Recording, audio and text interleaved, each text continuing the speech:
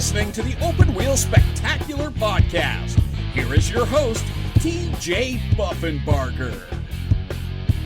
Hello, world. On this edition of the TJ Sideways Open Wheel Spectacular Podcast, we'll break down the 2024 Chili Bowl Nationals, and we'll also look ahead a little bit to this weekend's Grand Annual Sprintcar Classic, the Knoxville Nationals of Australia, about ready to take place. And joining me in the co-host chair again, Derrick Bean. Derrick, how was your weekend? It was a little cold and snowy up here in the Mitten. Yeah, it wasn't too bad of a weekend to be snowed in, though, with the Chili Bowl on all day yesterday. Yeah, I agree. That definitely helps things considerably. It made things a lot easier to stomach. So how about we just dive right into it and get right into the open wheel, what's going on in the open wheel world? That sounds great. The latest dirt. Of course, last night was the finale of the 2024 Chili Bowl Nationals, where Logan Seavey picked up his second consecutive Golden Driller, leading all 55 laps en route to the victory. Richie Murray from USAC posted a very interesting statistic where Seavey, over the past year and month, 1 month, has won 2 Chili Bowls, a Silver Crown title, a USAC National Midget Car Series title, Indiana Midget Week title, 2 USAC races on the same day at 2 different tracks, and completed a 4-crown national sweep. Derrick, where would you rate this current run that Seavey's on compared to some of the other greats we've seen in the sport? I mean, Kyle Larson said that it might be the best year that anyone's ever had in a midget, and he knows a thing or two about being pretty awesome in a midget and just racing in general. So I think the year definitely stacks up there. We know he has talent. It'll be interesting to see how his whole career goes and see where he rates, but definitely for 1 year, I mean, what else could he have accomplished? Oh, yeah. I mean, in this leading into it, this kind of reminds me of when Jay Drake went on a big run in the early 2000s, and he won the Chili Bowl off the tail end of that as well. It's very similar. In fact, the only difference is Seavey's maybe has accomplished maybe even more than Drake has at this point. It's pretty amazing to watch, and it's like I wrote last night in the takeaways. It's something that race fans and people in the industry really need to look away and look at, really appreciate, because these runs like this don't last forever. I mean, they may last for years, maybe a couple years. We don't really know yet how this is going to pan out. But, I mean, things change, maybe rides change and whatever else. But right now, Seavey is probably as locked in as any driver I've seen in recent years. Yeah, and really just hope that we keep him in the dirt world, because, I mean, we've had drivers that have went on runs like this in the past, and they end up in NASCAR, which is nothing wrong with that. And then all of a sudden, 20 years down the road, it's like, do you remember when he raced dirt? And so hopefully it doesn't go like that, and hopefully he stays on dirt and continues to be amazing. Hey, look, I'm not one that's going to begrudge anyone to advance their career. So, I mean, exactly. if he gets an opportunity out of this, I think it's wonderful. And if not, we get to enjoy him performing at the top levels. I'd be interested to see if he gets a more serious wing sprint car look here in the next couple of years. Maybe someone might take a flyer on him, similar to what they did with Sunshine and some other people we've seen move up. With those programs, the funding and everything, with these 2 sprint car series, there might be some opportunity there for Logan. And he definitely, you would think his skills would transition well to the wing sprint car. He's so smooth behind the wheel, so that'd be really cool to see him step up into that a little bit. But USAC stuff is really cool, so I hope he stays there as well. Of course, yeah. And we're going to discuss more about the Chili Bowl a little bit later in the program.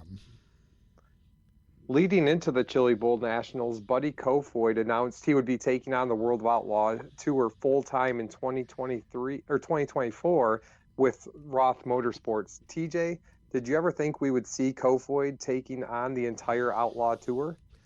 Nope. That was at least not too. If you would have asked me this 2 or 3 years ago, I would have like, no, this isn't going to happen.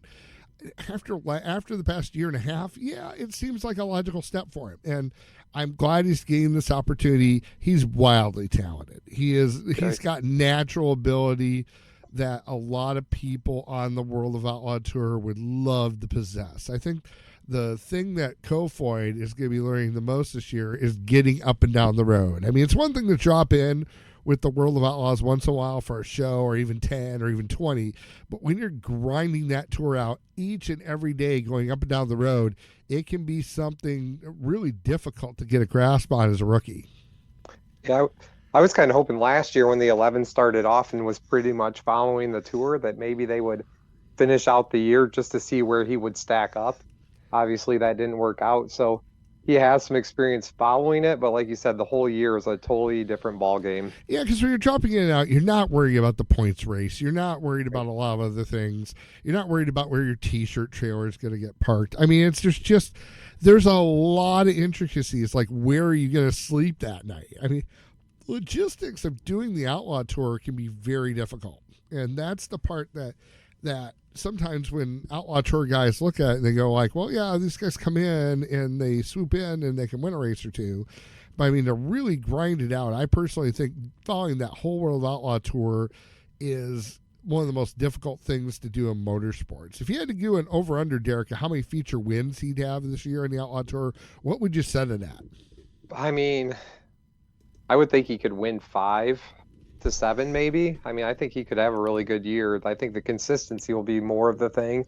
The one good thing about him is he does have Roth, who's been on the tour for a long time. So I mean, I think he could have a good year without, Sweet being there, and obviously Gravel and Macedo are going to win a lot, but I could see 5 races. I guess maybe that's a little pie in the sky, but you never know. I was thinking about saying, I was thinking 5.5, 6.5, right around there. Yeah. I mean, to be honest, it's a tough deal going up and down the road, but I think he could eke out like 5.5 for the over/under. I'd probably take the over on that. To be honest, that's where it was set at. But that seems like a good neutral number to me.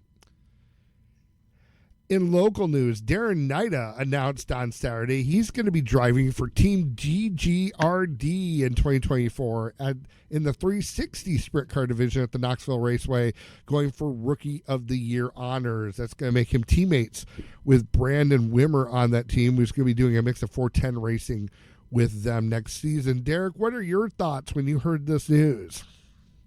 So I told a couple people that I wouldn't be surprised if he ended up with the DGRD. I did not expect it to be at Knoxville full time. I didn't expect it to be in the 360. I thought maybe he'd spot in some 360, 410 stuff in the Midwest. But yeah, that really surprised me that he's going to go full in on Knoxville with the 360. So it's going to give him some really good experience on a big track. It will be interesting to see him over there. Yeah, I think, we're, competing in the Northern Ohio area weekly versus the Knoxville deal weekly is kind of a wash. He is going to get some new experiences, though. I think that's going to be a positive for him on the big track. Talking with some people, it sounds like there might be some 410 opportunities here, too. It's just not going to be full season. With this potentially, we'll have to wait and see how it plays out. But I mean, that big track experience, he's not going to get that anywhere else, and that's really where he's going to be able to hone that. I think his short track skills are fine. It's going to be a whole new world. It's going to be a big learning experience for him. I always wonder if that team is not going to stretch itself maybe a little too thin sometimes with how many cars they try to field for people. Right. That's one concern I would have. But I mean, it's a decent running car, and I think the Knoxville community will embrace him. I think it'll be a really neat deal to see that. We haven't had a guy from this area attempt to go run out there every Saturday night, and the cool thing is we can all watch it on Dirt Vision too on every Saturday. So that would work out really well. So, I mean, kudos to them for putting that together. And later on in the program, sounds like we will be talking to Darren about this in depth.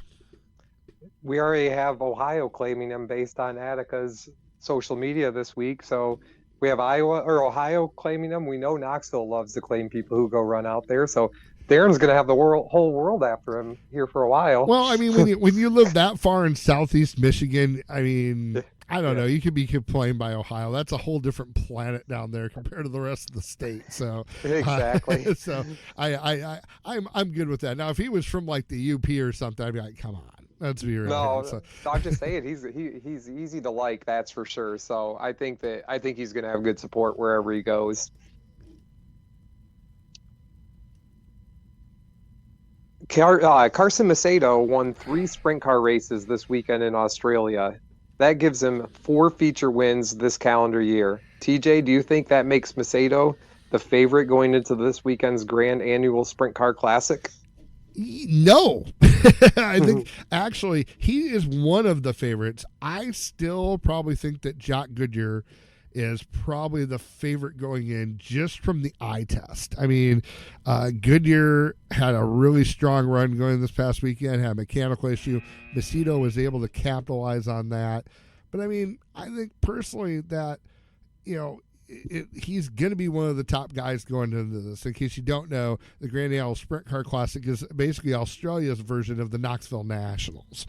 And Macedo, though, is on an incredible run down under. I mean, he's having the Australian tour that people would love to have, which is a good thing because between him, Brad Sweet, and Rico Abreu have done okay, but everyone else down there has really struggled this winter.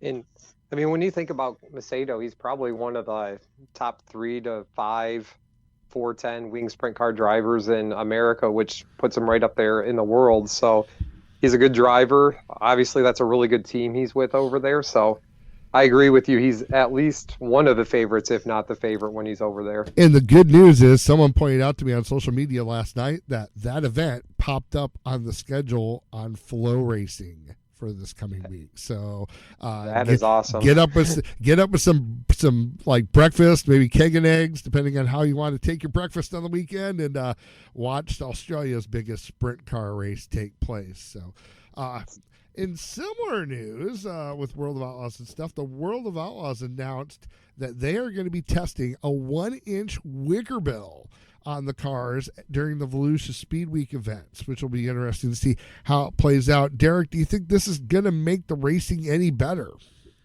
I don't know if it's going to make the racing better. I mean, has it been better since they added the wicker bill? That's really tough to say. I do like the word testing. I like that they're trying it before they just mandate it. So that's, I think, interesting to me. But, I mean, I guess I'm waiting to see if it's going to make it any better or not. Yeah, I mean, one thing, I never really noticed this before. I think it's maybe just we're more aware of it. But, like, someone showed me a picture from Eldora a couple years ago where not one car was in the tire tracks of another car going through the corner because you can't follow. You get to a certain distance, like our race start, you can't follow behind anyone because of the dirty air. Has it always been there? I don't know. I mean, some people say, well, with the dish wings, we didn't have this problem. But the one problem we had is when we could follow in everyone's tire track. Sometimes I thought we ended up with more rubber down races, to be honest, because everyone's running the same line. So, I mean, I don't know if you can follow right behind someone, if it's necessarily a good thing or not. The big tracks, Volusia will definitely be a good test, because the high speeds and everything else there, though. So that will wrap up the latest dirt. Before our next segment, though, we would like to thank All-Star Performance, Maxim Chassis, and Dirt Track Nation for their support of TJSideways.com and the Open Wheel Spectacular podcast. When we come back, we're going to have more on the Chili Bowl Nationals. This is the Open Wheel Spectacular.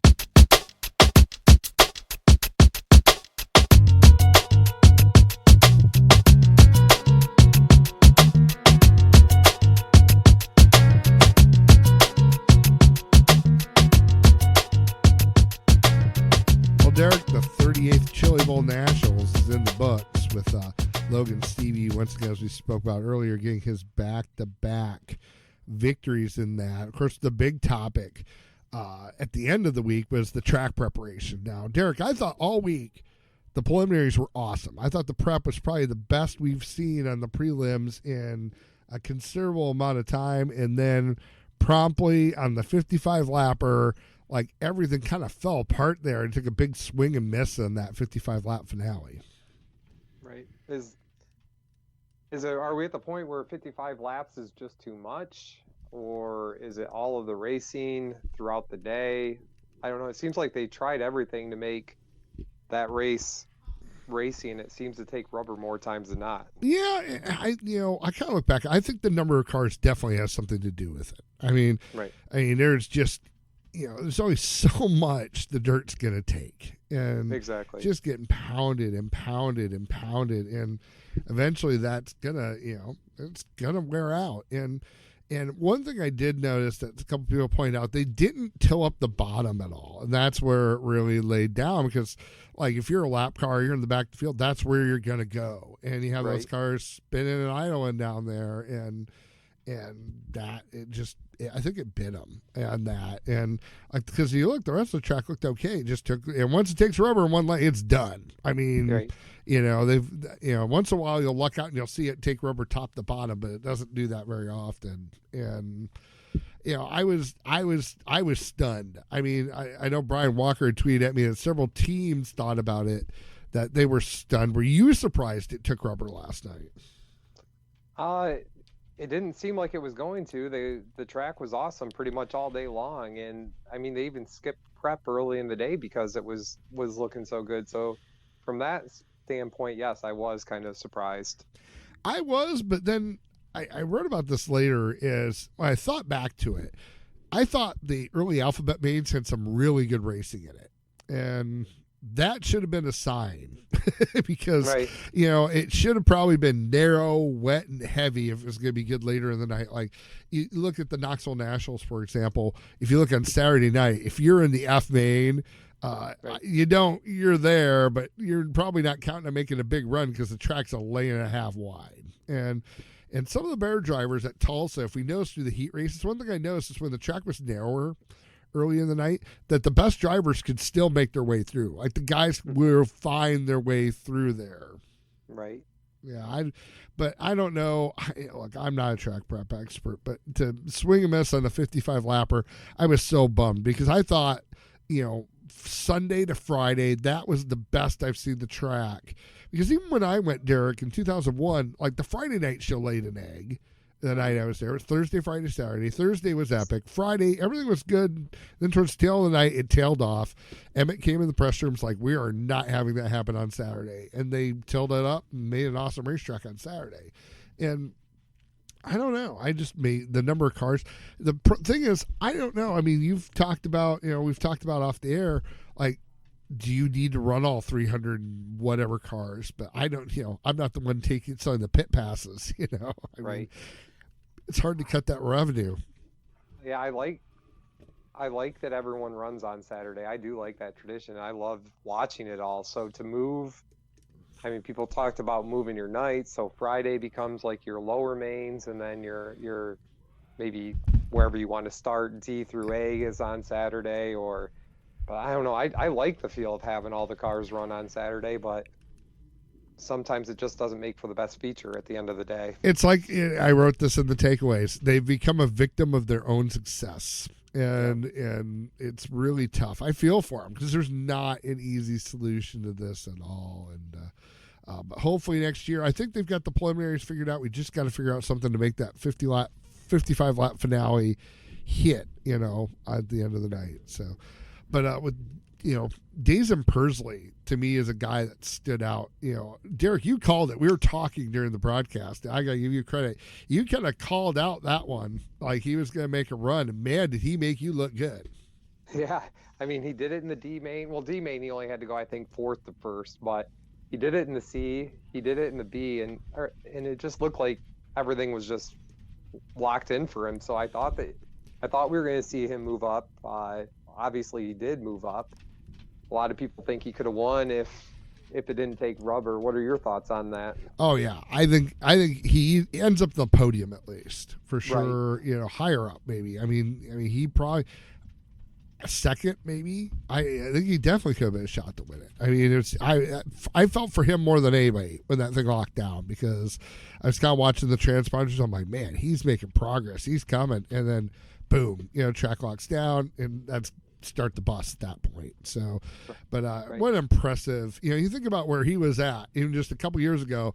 We were giving him a standing ovation for just being able to walk into the expo center after a terrible accident in Arizona, and now he's contending for Chili Bowl championships. It would have been a fairy tale story if he could have won, but it still is, even though he getting a top 5 at the Chili Bowl just a couple years later is absolutely amazing. I counted up. He passed 45 cars in the from the D main onto the A main, so that's pretty impressive. Yeah, that bodes well for him going into the 2024 season for sure. Now, I do agree with you, though. It's hard to say that he would win it because, I mean, Stevie was awesome Friday night. He was awesome Saturday night. So, but I think he could have got up there and contended with Buddy and potentially Logan. of course, the wildest topic from Saturday was the Ken and McIntosh slide job on Thomas Meseraull, while both guys were in transfer spots. Meseraull gets upside down.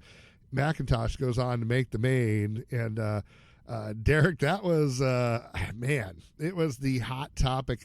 It took me probably a good 5 minutes sitting there just to like contemplate what we had just witnessed there. Right. And you got to believe that Cannon did not know they were both in the transfer. That never happens, you would think. Yeah, he even said so in the interview. Like, did you notice? I don't know if you were watching at that point, but when the interview happened, like his demeanor completely changed when Earl Hoon told him he was in a transfer spot. And he was like, "Oh, well, that doesn't look very good." It's like, nope. And I mean, look, I know Meseraull is the slide or die guy, right? But I still have a hard time with that. I mean, I'm probably a little older school than a lot of newer people that find that acceptable in our sport. I don't know. That to me, it's one thing if it's close or it's hard racing, but I mean, there was no chance that was going to land. I mean, in my mind. And the thing that I think makes it stick out even more is that we didn't have a lot of that all week, all weekend, really. So it's like, people give midget racing a bad name and say that they weren't running into each other all the time on tight quarters. So I guess that makes it even worse, where it was kind of like the spotlight because it was really the only time that it really happened. And I'll even go as far as even on the USAC tour, I thought we saw a lot less of it all last season, really. I mean, compared to the past couple of years.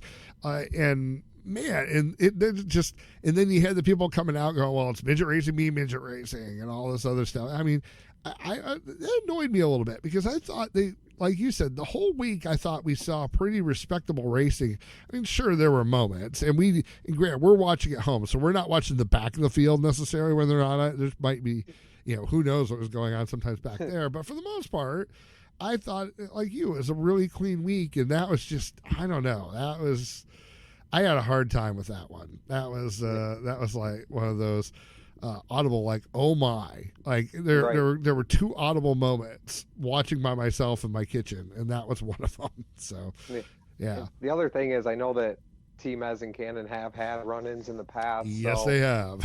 So who knows if it was someone else, maybe Cannon doesn't go in there like that. I mean, I don't know. That's hard to tell. That's always something they can answer, and I think that's one we're going to be talking about going into next year's Chili Bowl too. So we'll have to see. Well, team has handled it way better than probably anyone in the building would have. That's for sure. Yeah, could you imagine if that would have been Shane Cottle or something else? I mean, it would. Well, first of all, I don't think anyone would do that to Shane. But I don't know. It's hard to tell. So.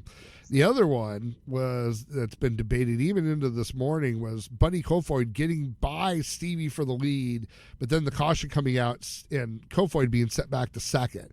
Now, so I've sat in many a scoring tower, Derrick, and I've actually helped score at times. Been a while, but I have.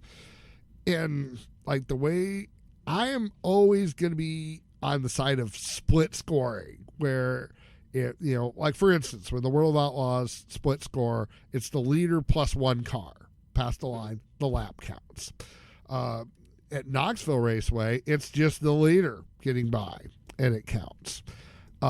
I've always been the side. I've never liked the rule where it's like half the field, the top five, or the whole field passing the start-finish line to count a lap.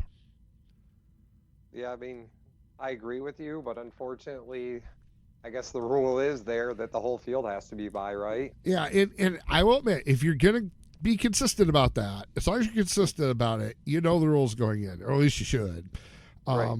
But man, in 2024 with all the transponders and backup scoring that we have, serial scoring and everything else, I have a hard time with this because, I mean, for one thing, it's less wear and tear on the racetrack. It's less wear and tear on the equipment. You're more outdoors. You're most likely to see a fuel stop when you have split scoring, when you're counting the lap. I mean, I don't know. To me, if you cross the line, you should have the spot. I mean, exactly. I'm just, in this day and age, I think this is one thing they've got to really look at the Chili Bowl. Because, I mean, think about how many laps throughout the whole week we've wasted going back to the previous lap because the whole field didn't get by. Yeah. And like I said, it does. It's not great for Buddy, obviously, because he makes the pass. And like I said, most tracks, you probably have a chance to still have the lead after the caution. So